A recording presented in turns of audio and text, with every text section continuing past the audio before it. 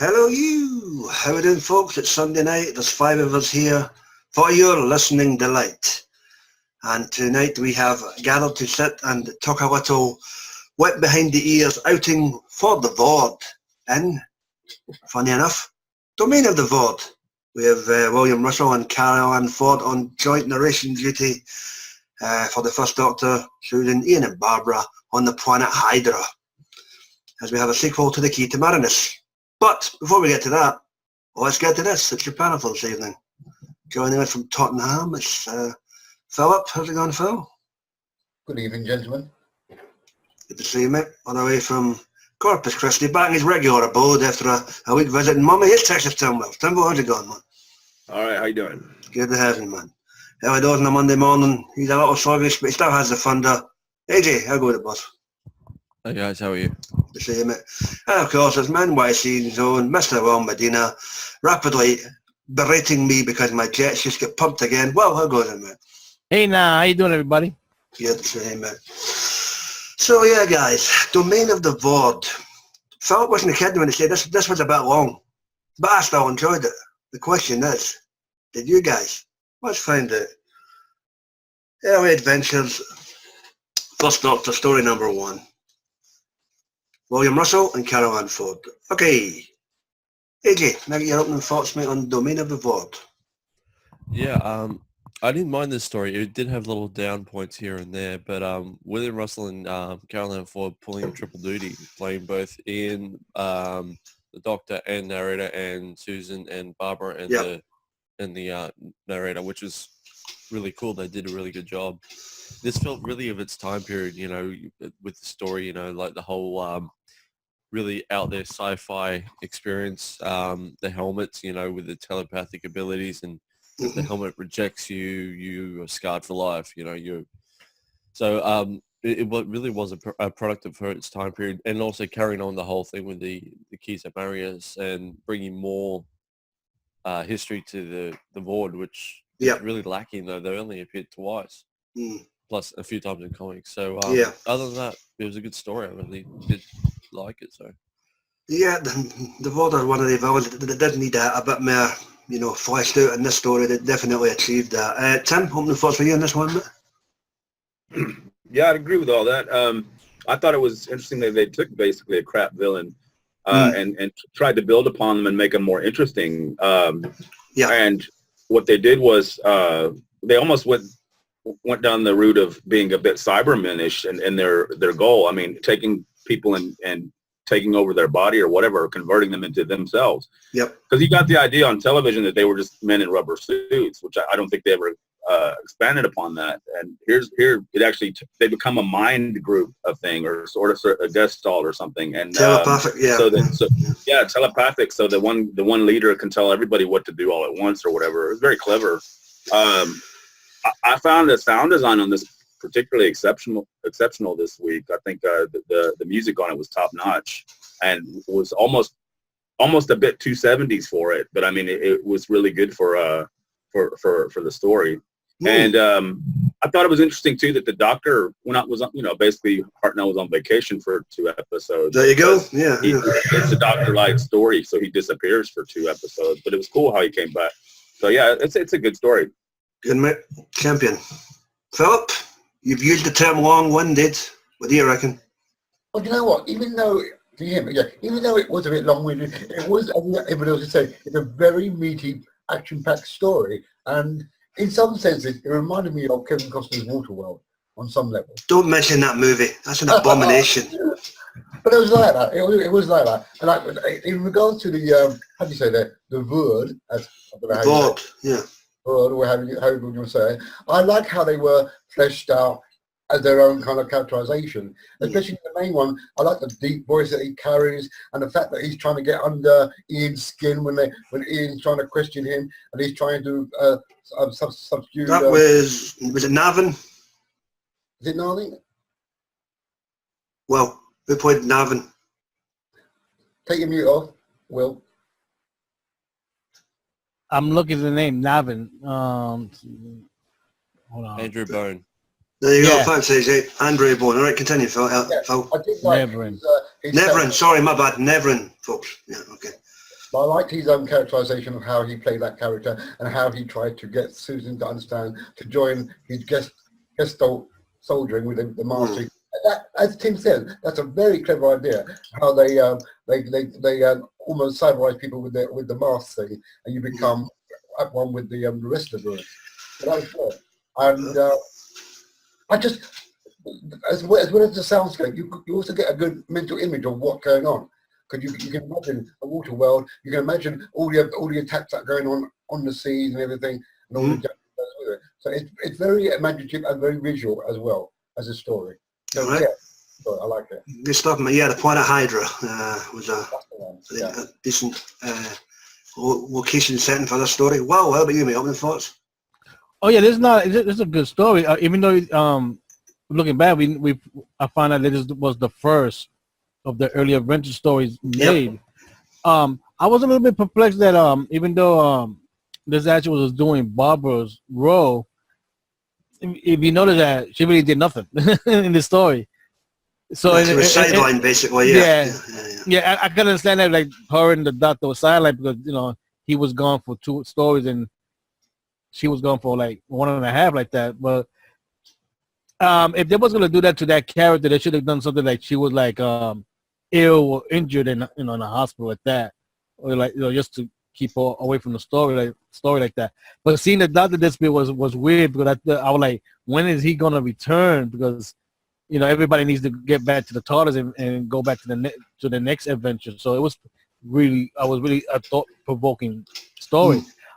This is weird, but like Texas said, we don't hardly ever hear of the Voord being used on television. This is only their first appearance. I mean, yeah, they appear maybe after this story, they appear maybe one story with the 8th, and then of course in the comics, but they haven't done no episodes with them. So like it was saying like the mask is what turns the person into a Voord.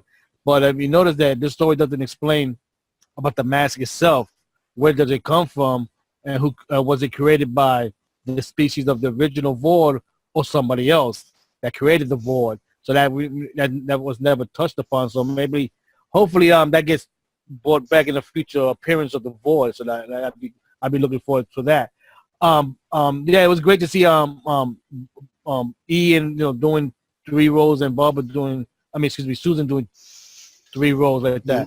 So you gotta give props. I hope they were paid 3 times for that, for doing I those 3 doubt roles. it. Yeah. So this story just stand out. It was unusual that this entire story takes place in over 2 months. So that's a good amount of time passes by like that. So that really stood out right there. I was shocked. I thought it was maybe a couple of weeks, but I didn't know it was more than 2 months. This is a good story. We could get into more a little bit. That's good, mate. Yeah, and like the guy devoted. Now, for me, the main crux of this story is the fleshing out and putting the meat on the bones when it comes to the Voord. The Big Finish have done a good job here.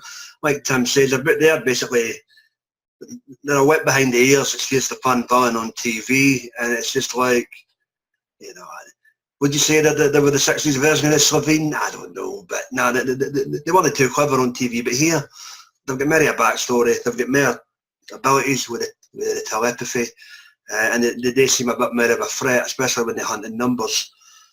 Carole Ford and William Russell as the regulars, good as ever. And we've got some excellent guest characters, which we'll get into at this portion of the cast. Were there any events, characters, or instances that stood out for you guys? Timbo, anything stand out for you, man? Well, I think it was interesting. It was written by Andrew Smith, who you remember was the youngest writer ever for the original series. He wrote Full Circle, and he's also written quite a few other Big Finish stories, and he's pretty good. I mean, I think this was a good way to, he took what he had and made a good story around it, knowing that the Doctor and Barbara weren't really available, and that he could do something interesting with the Voord, which made it, which built upon the legacy of the characters. Like you said, on TV they were used one time, and that was really early days, I mean, of the show. So I mean, they came and went real quick. They weren't like the Daleks or anything that stuck around forever and ever and ever. And this is what Big Finish does best, is they're able to take something that maybe could use some work and make something better out of it, which is really cool. Indeed. I concur. Philip, what do you reckon, mate? I think we should also add the addendum that the Voord were featured in a Doctor Who monthly comic strip called The World Changers, where they were the beginnings of the Cybermen for some reason. But I can't really remember how that went. But I'm not well versed in the monthly comic strip, so I'll bow to your superior knowledge on that. that was back in the 80s. It was back in the 80s, Yeah. early 90s, that they simply said that the Cybermen were born from the Voord. I don't know Now how let's know I'm that kind of worm, man. You know, Yeah. everybody's always stealing for somebody else. But anyway, in regards to, like I said earlier, I think that the main Voord character, was his name Narvin? What was it? Nebrin. Nebrin.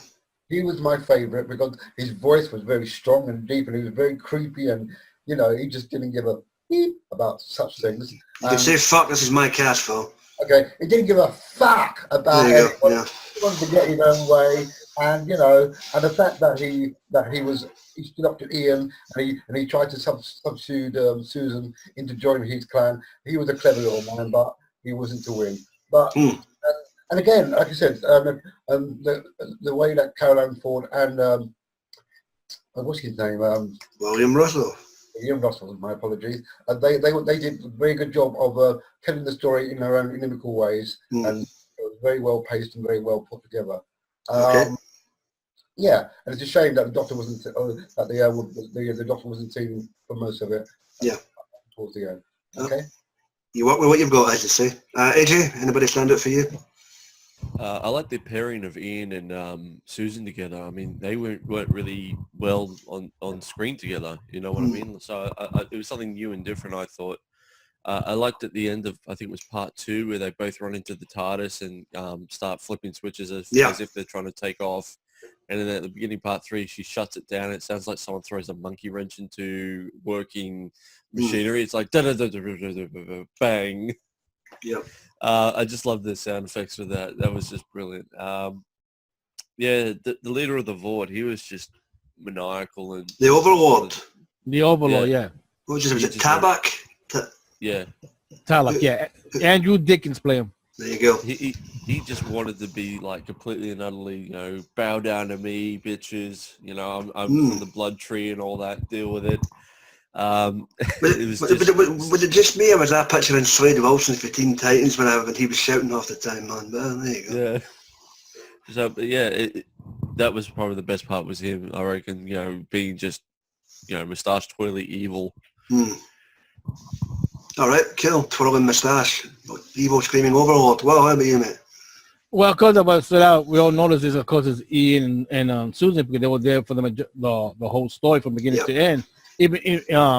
So that they stood out real good, especially when Susan stood up to the Voord that she was not going to, you know, be turned into one. She stood. That was great.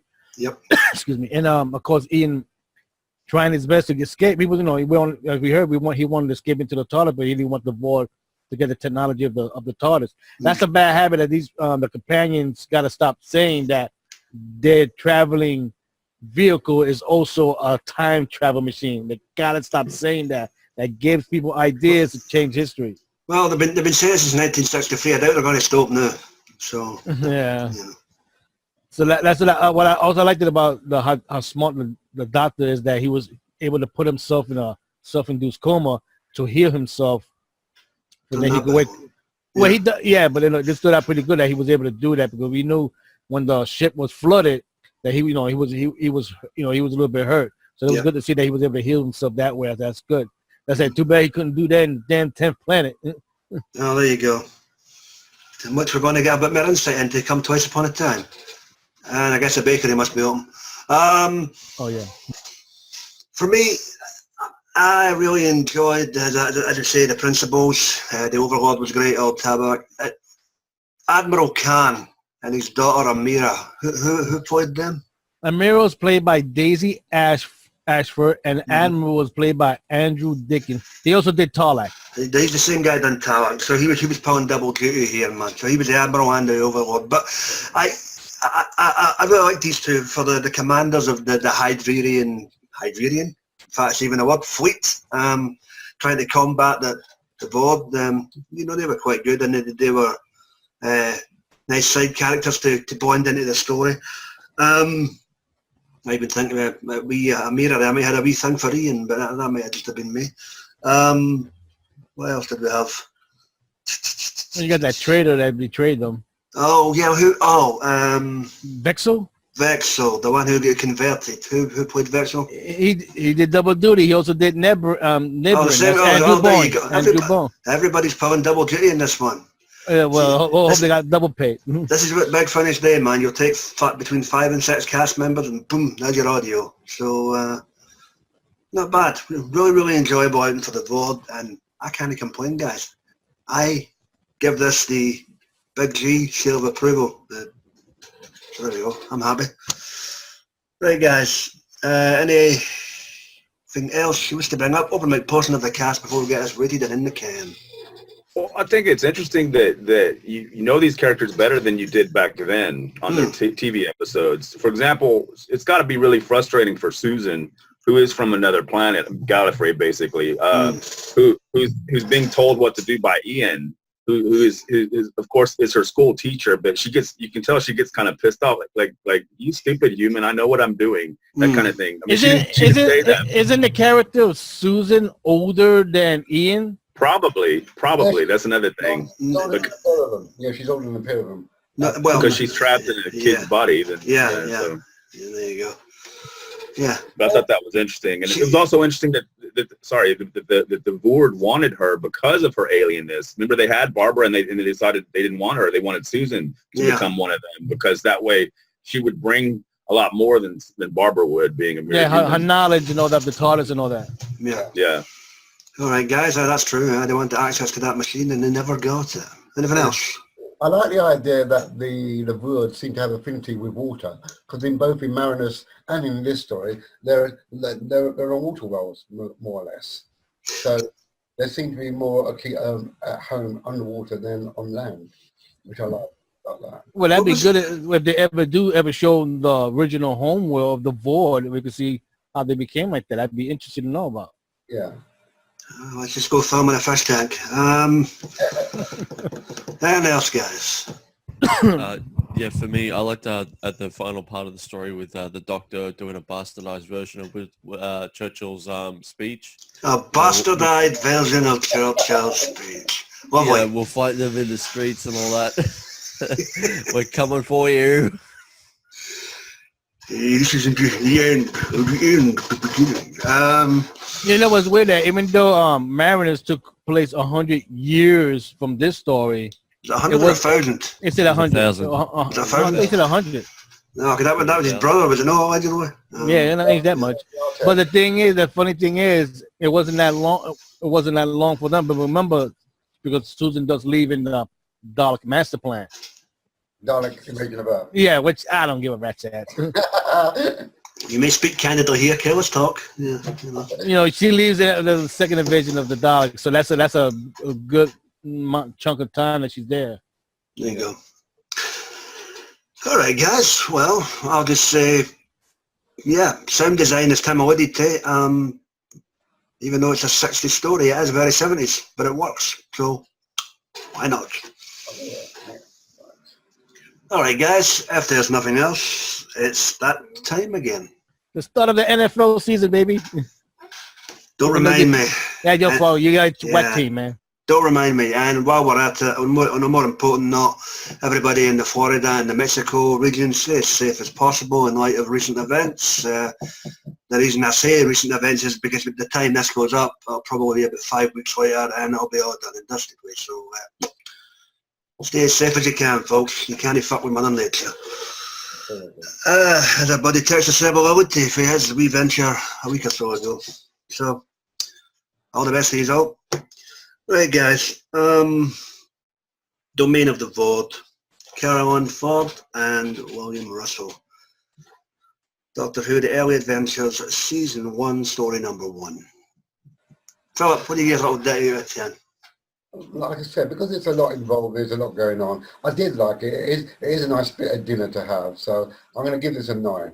It's a nice bit of dinner to have. Yeah. Okay. 9 out of 10 for Phil. Good, good. AJ, what's the number from Down Under? Yeah, I'm gonna give this a 9.5 out of 10. I really like the idea that you have to be accepted by the helmet, otherwise it will scar you. That was cool. Yeah. Under normal circumstances, that's a really bad porno. But moving on. Well, how about you, mate?